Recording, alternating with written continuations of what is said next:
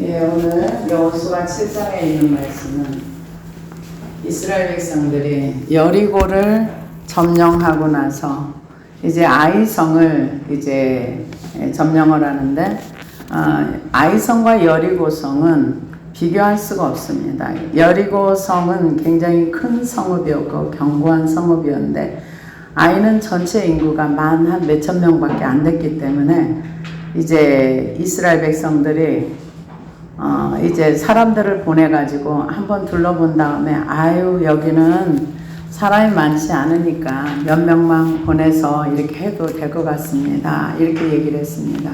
근데 1절에 보니까 7장 1절에 보니까 이스라엘 자손들이 온전히 바친 물건으로 말미암아 범죄하였으니 이는 유다 지파 세라의 증손 삽디의 손자 갈미의 아들 아간이 온전히 바친 물건을 가졌습니다. 여호와께서 이스라엘 자손들에게 진노하시니라. 하나님의 진노가 있는데 그 진노를 모르는 거죠.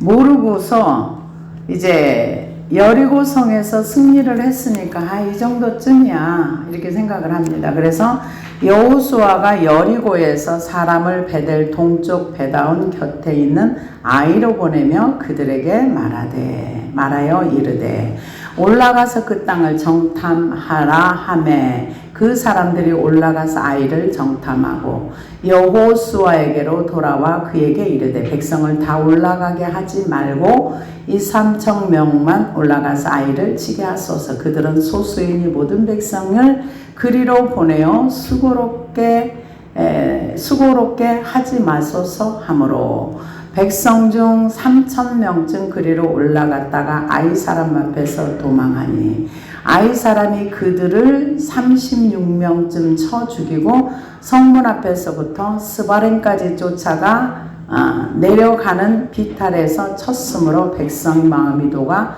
물같이 된지라. 이게 저는 이 말씀을 보면서 분명히 여호수아 1장에 보면은 너는 마음을 강하게 하라 담대히 하라 두려워하지 말라 놀라지 말라 내가 너와 함께 함이니라. 하나님의 말씀이 분명히 하나님의 임재가 있습니다. 근데 그리고 여리고성은 도저히 인간의 힘으로 불가능하니까 온전한 순종이 이루어졌어요. 하나님이 시키는 대로 했어요. 근데 여기에 7장에 보면은 하나님이 이미 진노하고 있는데 이게 하나님과 관계성 이게 훈련이 안 되어진 거예요. 아이성도 한 번쯤 하나님께 물어봤더라면 하나님 우리가 아이성을 치려고 하는데 하나님 지금 그 진중에 계시거든요.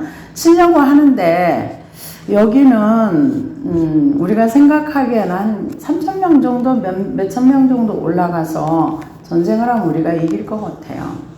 하나님 그렇게 하면 될까요? 이러고 물어봤어야 되겠죠. 근데 이게 훈련이 안 되어진 거예요.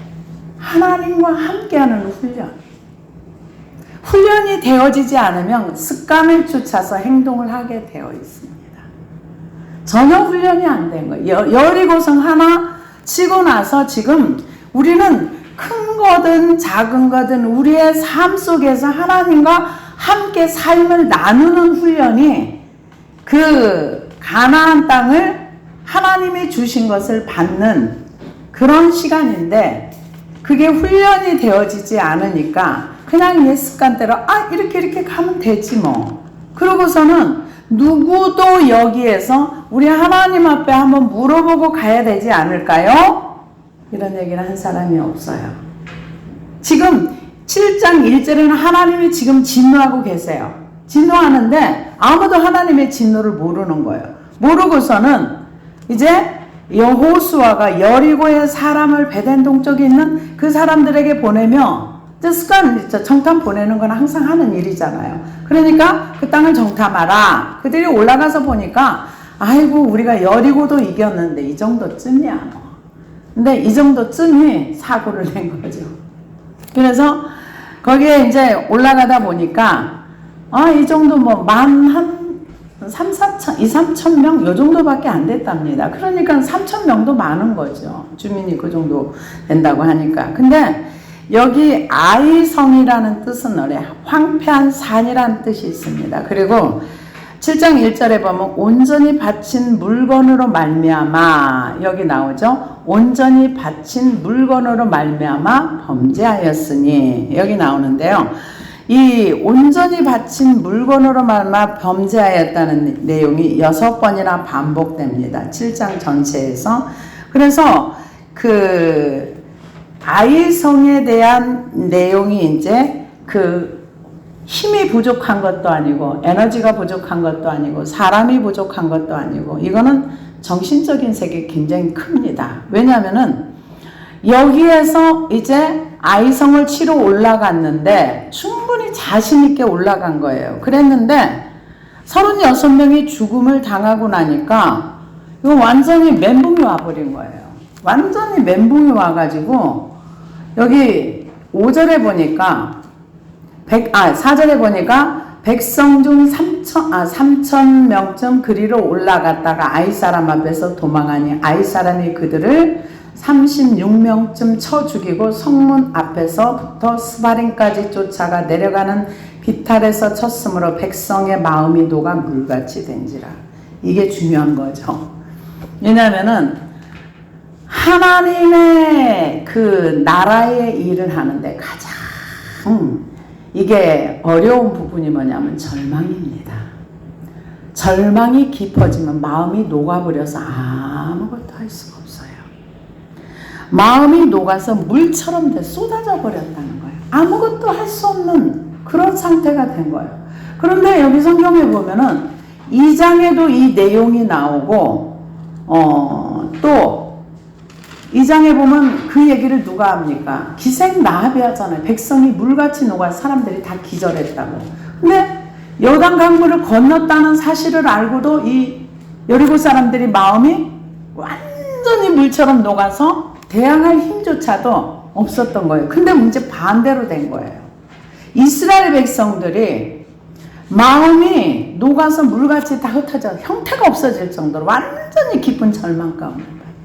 제가 여러분들에게 기도할 때 절망을 가장 우선순위로 빼라. 이 절망을 빼지 않으면 하나님을 향해서 원망하게 됩니다. 그럼 하나님과의 관계가 단절이 됩니다. 여기 지금 그 내용이 그대로 나옵니다. 백성이 물같이 되니까 6절에 보니까 여호수아가 옷을 찢고 이스라엘 장로들과 함께 여호와의 교회 앞에서 땅에 엎드려 머리에 티끌을 뒤집어 쓰고 저물도록 있다가 이르되 슬프도소이다. 주 여호와여, 어찌하여 이 백성을 인도하여 요단을 건너게 하시고 우리를 아모리 사람의 손에 넘겨 멸망시키려 하셨나이까. 완전히 하나님을 원망하는 거예요. 왜 하나님 요단을 건너게 했어요?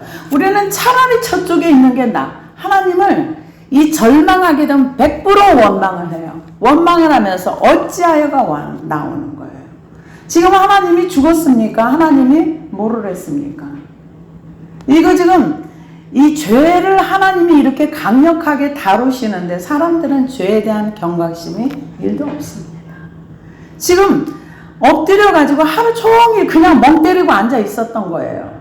옷을 찢고 여호와의 교회 앞에 앉아 가지고 멍 때리고 앉아 있다가 저녁쯤 되니까 이제 입을 열어서 그만큼 이제 깊은 절망 가운데 내려간 거죠. 어찌하여, 입에서 나오는 얘기가 원망이 나옵니다. 어찌하여, 여러분 절망하면 본질이 나와요. 본색이 나옵니다. 어찌하여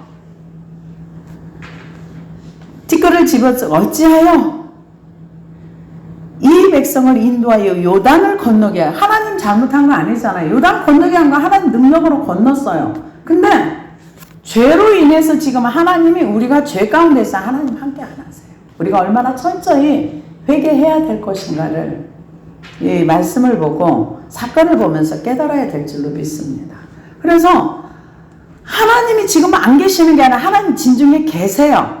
계시고 있는데 하나님 화가 나서 이 이스라엘 백성 하는 일에 동참을 안 하신 거예요.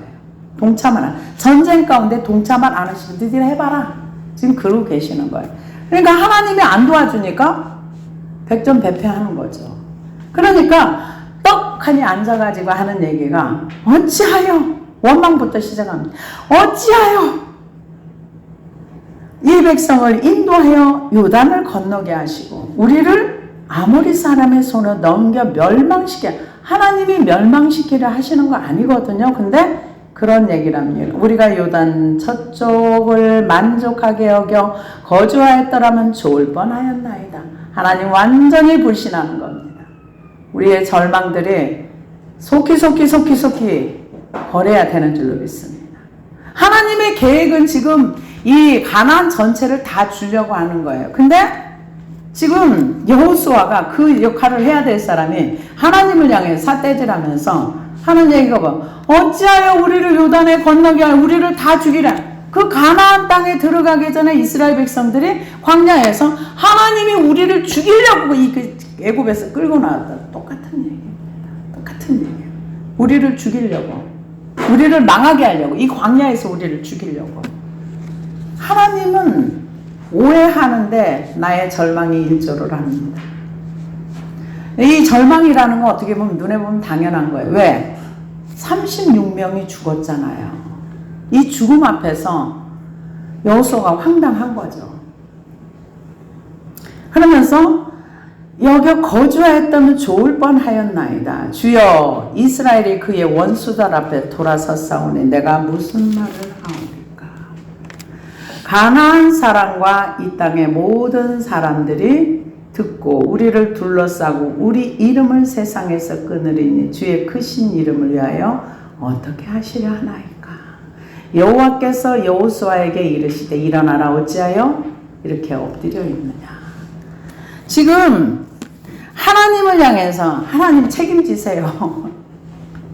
우리가 지금 이렇게 36명이 죽고 나니까 주변 사람들이 우리를 이제 다 죽일 거예요. 이미 마음은 다 죽어버린 거예요. 전쟁할 수 없는 마음이 된 거예요.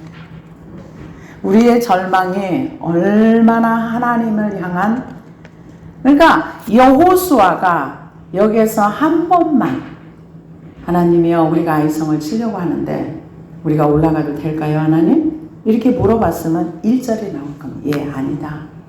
너희 중에 범죄한 자가 있어서 내가 너희와 함께 하지 않기 때문에 그곳에 올라가도 내가 너희들을 도와주지 않아. 이렇게 얘기가 있었을 거예요. 누굴 잘못입니까? 묻지 않아요. 이게 훈련이 안 되어진 거예요. 하나님과 함께하는 동행하는 훈련이 되어지지 않은 겁니다. 에이 이까짓 것쯤이야. 이 정도쯤이야 뭐. 그냥 하던 대로 하면 되지 뭐. 이렇게 생각한 거죠.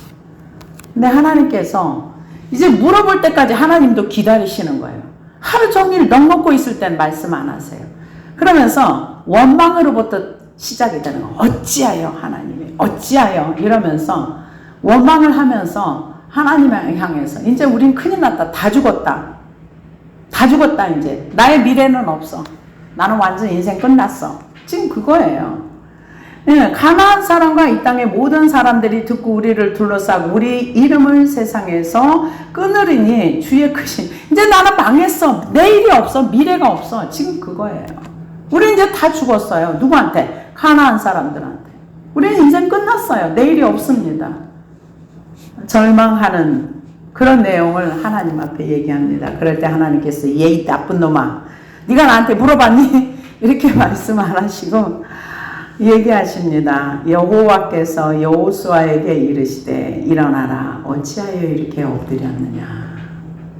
이스라엘이 범죄하여 내가 그들에게 명령한 나의 언약을 어겼으며 또한 그들이 온전히 바친 물건을 가져가고 도둑질하여 속이고 그것을 그들의 물건들 가운데 두었느니라. 하나님이 본질을 얘기를 해주십니다. 이스라엘이 범죄를 했다 그래요. 지금 한 사람이 범죄했는데 이스라엘 전체가 범죄한 걸로 봅니다. 왜 하나님께서 여기에서 이스라엘이 범죄했다고 했을까요? 이스라엘 하나의 무리, 한 족속으로 본 거예요.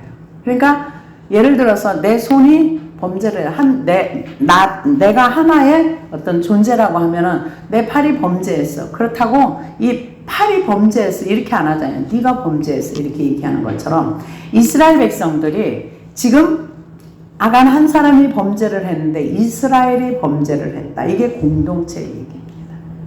그래서 우리가 누군가가 어려움과 힘든 일을 바라보면 내 팔이 아픈 것처럼 내 손이 아픈 것처럼 우리 같이 지체로서 기도하고 격려하고 수술해야 될 부분이 있다면 같이 해줘야 되는 것이 맞습니다.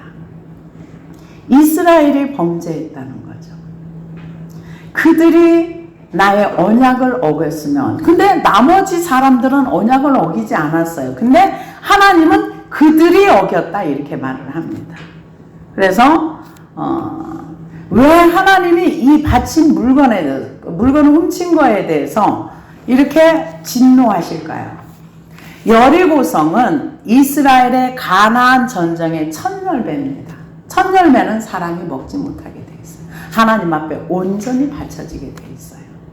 그런데 하나님이 그 얘기를 이제 여리고성을 침략하기 전에 이미 그 얘기를 이미 해줬어요. 여기에 있는 물건을 누구든지 만지면 자기 자신도 물건도 다 바친 하나님 앞에 바친 것이 되니까 아무도 물건을 손대지 말아라. 그런데 이게 하나님의 말씀보다 내 욕심이 앞서면은 말씀이 안 들어오는 거죠. 그래서 그러므로 이스라엘 자손들이 그들의 원수 앞에 능히 맞서지 못하고 그 앞에 돌아섰나니 이는 그들도 온전히 바쳐진 것이 됨이라. 그 온전히 바쳐진 물건을 너희 중에서 멸하지 아니하면 내가 다시는 너희와 함께 있지 아니하리라. 너는 일어나 백성들을 거룩하게 하여 이르기를 너희는 내 일을 위하여 스스로 거룩하게 하라. 이스라엘의 하나님 여호와의 말씀에 이스라엘 너희 가운데 온전히 바친 물건이 있나니 너희가 그 온전히 바친 물건을 너희 가운데에서 제하기까지는 내 원수들 앞에 능히 맞서지 못하리라. 너희는 아침에 너희의 지파대로 가까이 나오라. 여호와께 뽑히는 그 지파는 그 족속대로 가까이 나올 것이요 여호와께 뽑히는 족속은 그 족속대로 그 가족대로 가까이 나올 것이요 여호와께 뽑히는 그 가족은 남자는 가까이 나올 것이요 온전히 바친 물건을 가진 자로 뽑힌 자를 불사르되 그와 그의 모든 소유를 그리하라. 이는 여호와의 언약을 어기고 이스라엘 가운데 망령된 일을 행하였음이라 하셨다 하라. 하나님이 이제 구체적으로 얘기를 해줍니다.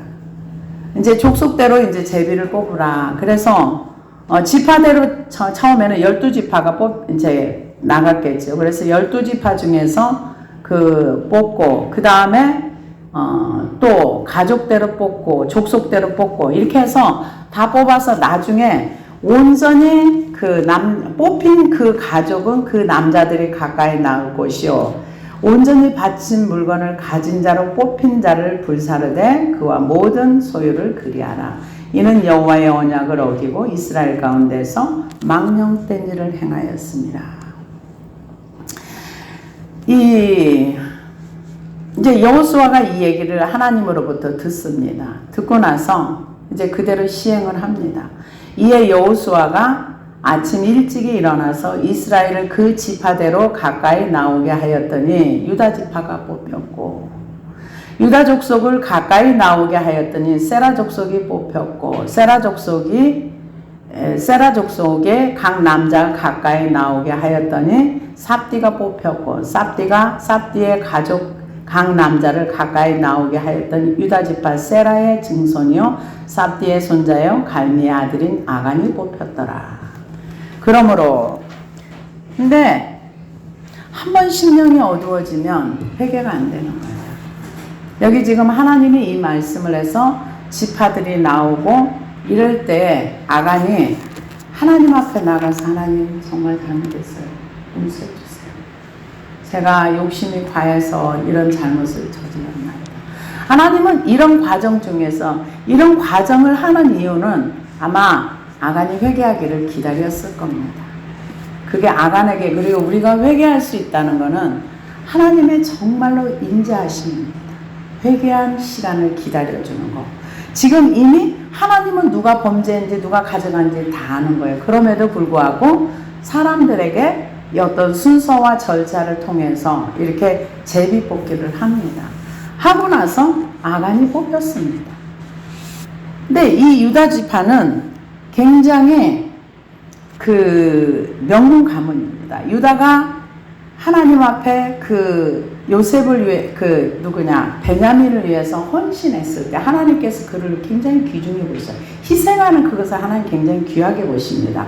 그래서 원래는 루벤이 장자인데 요셉은 두 지파에 그걸 가졌지만 정신적인 어떤 메시아가 오는 걸 유다 지파로 오게 하셨어요. 그게 축복입니다. 굉장한 축복이에요. 그리고 유다 지파가 자손이 굉장히 번창했습니다. 명문 가문인데도 불구하고 욕심으로 그 가문이 더러워지는 그런 결과를 우리는 봅니다. 그래서 여기에 나오는 여호와께서 진노하시니라는 뜻은 불이 붙는다는 뜻으로 하나님의 진노의 불이 내려진다는 거예요. 죄가 있는 곳에는 하나님은 항상 진노하십니다. 근데 사람들이 하나님에 대해서 알지 못하는 거죠. 이스라엘 백성들도 하나님 앞에 범죄라면 하나님이 진노하시고 하나님께서 진노하신다는 사실을 아마 잘 알지 못했을 것이라고 생각을 합니다. 그래서 이렇게 뽑혔습니다. 뽑히고 나서 삽디의 가족 각 남자를 가까이 나오게 하였던 유다지파 세라의 증손녀 삽디의 손자여 갈미의 아들인 아간이 뽑혔더라. 그러므로 여호수아가 아간에게 이르되, 이때까지 잠자코 있는 거예요. 내 아들아, 청하는 이스라엘의 하나님 여호와께 영광을 돌려 그 앞에 자복하고 내가 행한 일을 내게 알게 하라. 그 일을 내게 숨기지 말라 하니. 우리 회개가 이겁니다. 자복하는 거예요. 내가 여차 이렇게 해서 무엇 때문에 이렇게 했습니다. 아간이 여호수아에게 대답하여 이르되, 참으로 나는 이스라엘의 하나님 여호와께 범죄하여 이러이러하게 행하였나이다. 내가 노력한 물건 중에 시날산의 아름다운 외투 한 벌과 은 200세겔과 그 무게가 50세겔 되는 금덩이 하나를 보고 탐내어 가졌나이다.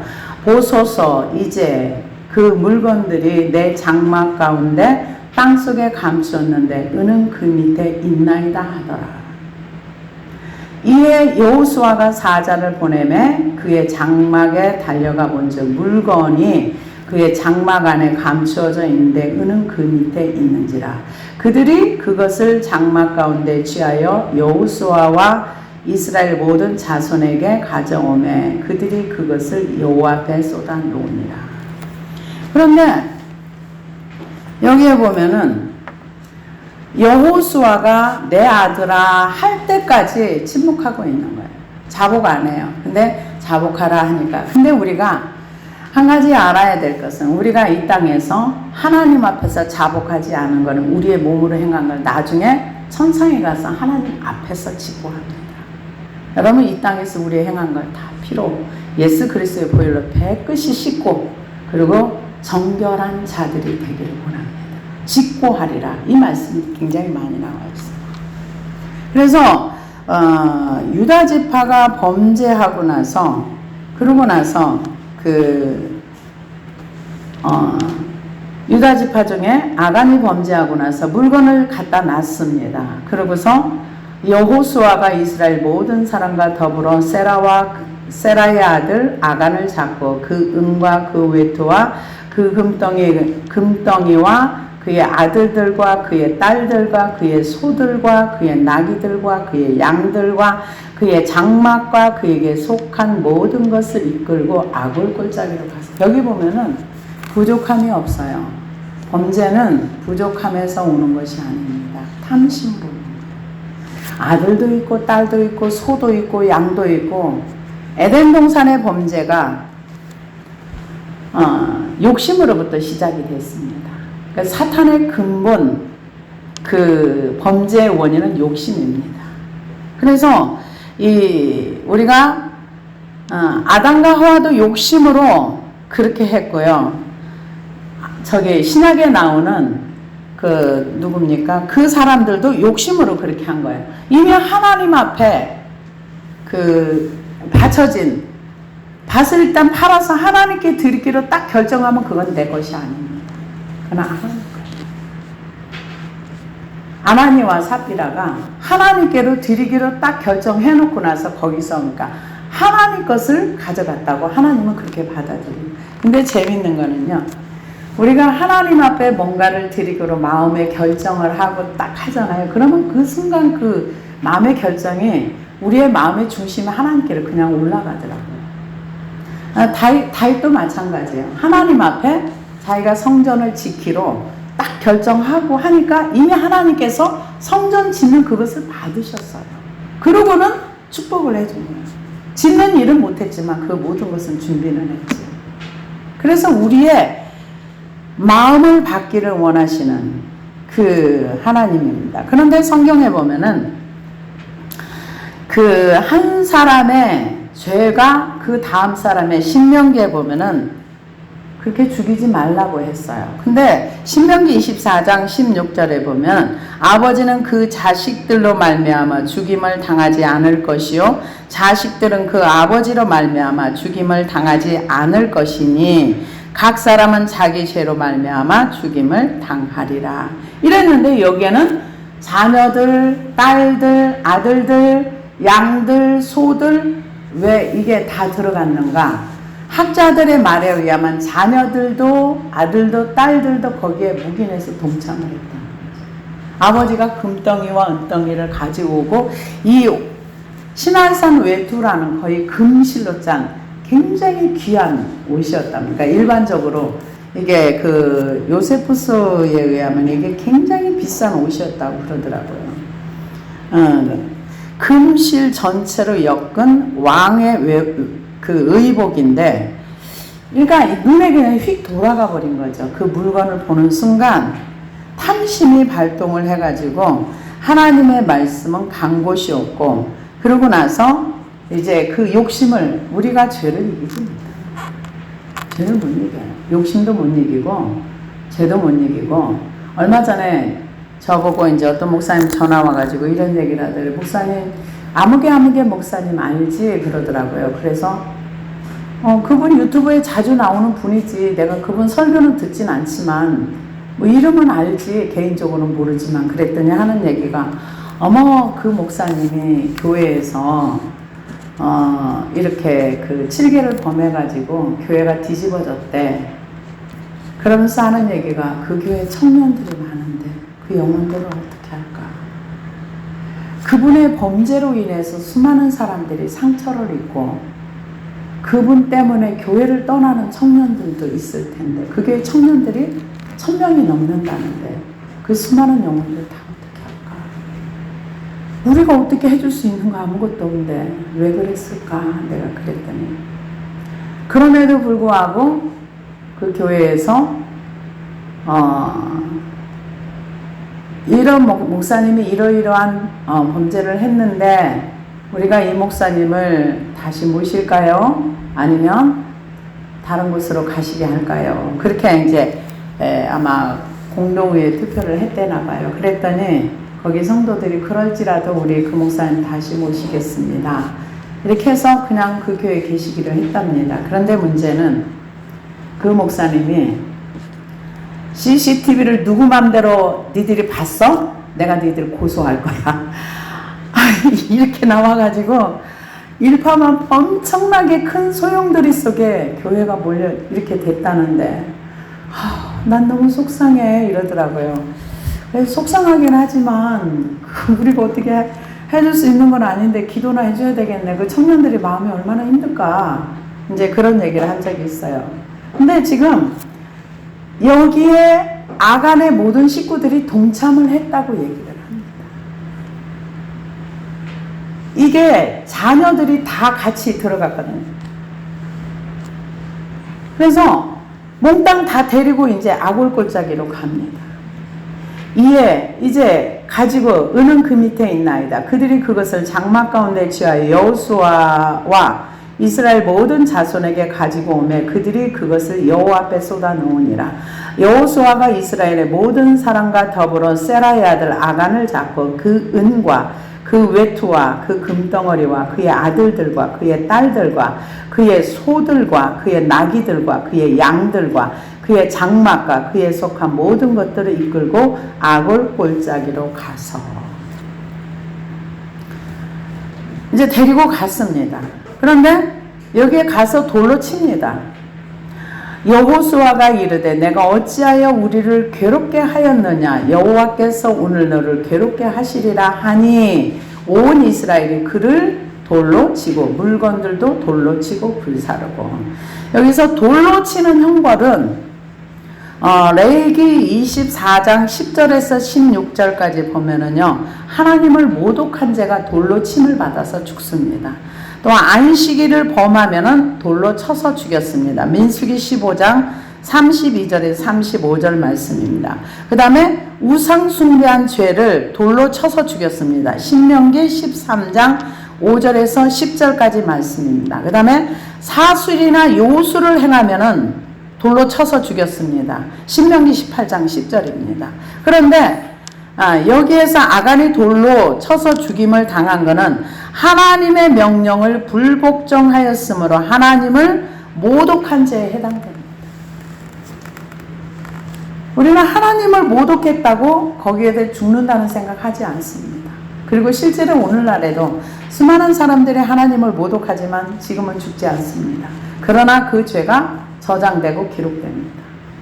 그래서 그 위에 돌무더기를 크게 쌓았더니 오늘까지 있더라. 여호와께서 그의 맹렬한 진노를 그치시니 이름으로 그곳 이름을 오늘까지 아골 골짜기라 부르더라. 이 사건을 통해서 돌무더기, 그래 돌로 짐승도 사람도 다 돌에 맞아 죽었어요. 그러고 나서 불로 태웠어요. 이 죄에 대해서 하나님이 얼마나 진노하신다는 것. 우리는 죄에 대한 자각이 있어야 될 줄 믿습니다. 그래서 이 아간이 나오고 또 이스라엘의 36명의 사람이 죽은 거는 누구냐? 그 여호수아 지도자의 죄도 있습니다. 왜? 동행이 안 돼요. 묻지 않는 거. 근데 여호수아가 한 번의 실수로 끝나지 않습니다. 다음에 또 묻지 않아요.